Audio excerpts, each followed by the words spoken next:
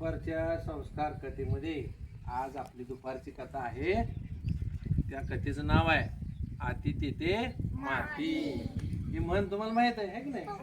आती तेथे माती. एका गावामध्ये एक भिकारी राहत असतो. भिकारी तो काय करायचा, रोज आपलं गावातल्या लोकांना भीक मागायचा. कोण त्याला खायला द्यायचं, कोण थोडे पैसे द्यायचं, आणि त्याच्या पोटा पाण्यापुरती भीक मिळाली की तो बास करायचा. एका मंदिराच्या शेजारी जाऊन बसायचा. खायला दिला असलं तर खायचा, कोणी पैसे दिले असतील तर काहीतरी खायला विकत आणायचा. तो खाऊन काय करायचा, त्या मंदिराच्या शेजारी बसायचा आणि एकदा का त्यानं काहीतरी खाल्लं की डोळे झाकून देवाचं नाव घेत बसायचं. रोज असं त्याचं चाललेलं असायचं. गावामधून काहीतरी मागून घ्यायचं, खायचं, पोट भरलं की मंदिराच्या शेजारी जाऊन बसायचं आणि देवाचं नाव घेत बसायचं. असं रोज चाललेलं. मग रोज देवाचं नाव घेत असल्यामुळं एक दिवशी काय होतंय, त्याला देव प्रसन्न होतोय. काय होतंय? प्रसन्न होतंय. आणि देवाचं नाव घेत बसलेलं असताना अचानक देव त्याच्या समोर प्रकट होत आहे आणि त्याला म्हणते, डोळे उघड. मग तो भिकारी काय करतो, डोळे उघडतो. डोळे उघडून बघतो तर काय, साक्षात देवच त्याच्या समोर उभारलेला दिसतो. त्या भिकाऱ्याला खूप आनंद वाटतो. देव त्याला म्हणतो, अरे तू रोज बसून या मंदिराच्या तिथं माझं नाव घेत होता, सातत्यानं माझ्या नावानं नामस्मरण करत होता, आणि तुझ्यामुळं, त्या नामस्मरणामुळं मी आता काय झाले, तुझ्यावर प्रसन्न झालोय. तुझी भक्ती मला आवडलेली आहे. तू सारखं माझं नाव घेत होता. मग आता मी तुझ्या समोर आलोय, तुला काय पाहिजे ती माग, मी तुला देतो. तर भिकाऱ्याला वाटतं, आता काय मागा बाबा देवाला. भिकारी म्हणतो, देवा मला का नाही मोठं श्रीमंत व्हायचं आहे आणि मला तू सोन्याच्या मोहरा दे. मोहरा म्हणजे नाणं, असं सोन्याची नाणी दे मला, भरपूर मोहरा दे. देव म्हणते, ठीक आहे देतो मी. म्हणते, तू कशात घेणार? तू म्हणते, हे काय माझ्याकडे जोडी आहे की माझी, म्हणते त्या जोडीत मी घेणार. देव म्हणते, ठीक आहे मी देतो तुला, पण एक लक्षात ठेव, मी तुला पाहिजे तेवढ्या सोन्याच्या मोहरा देतो, परंतु तुझ्या झोळीतनं एक जरी मोहर त्यातनं खाली पडली तर त्याची माती होणार. मग तुला किती पाहिजे तेवढ्या बघ आणि मला थांब म्हणून सांग, मी थांबतो.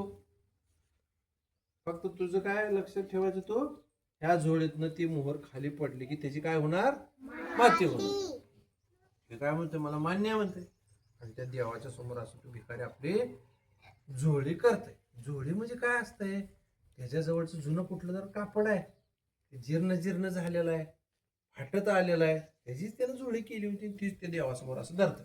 देव असं तथास तू म्हणताय, आणि ते देवाच्या हातातून हळूहळू असे सोन्याच्या मोहरा त्याच्यामध्ये पडायला चालू होती. त्या पडता पडता एक मोहर काय करते, बाहेर पडते. खाली खाली पडल्यावर लगेच त्याची काय होते, माती.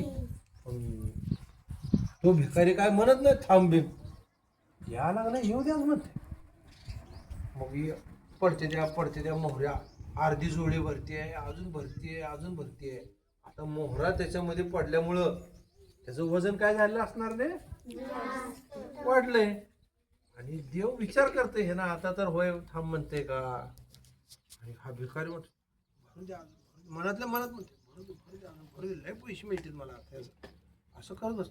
आणि एका वेळेला काय होतंय, भरपूर सोन्याच्या मोहरा त्याच्यामध्ये पडल्यामुळं ते खालून ती जुळी काय होते, फाटते.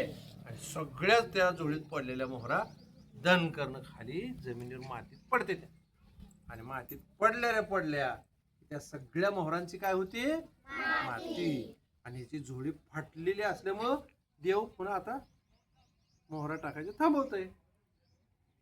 आणि हे भिकारी त्या खाली पडलेल्या मोहराकडे बघतोय, लय वाईट वाटते, अरे मला काहीच मिळालं नाही.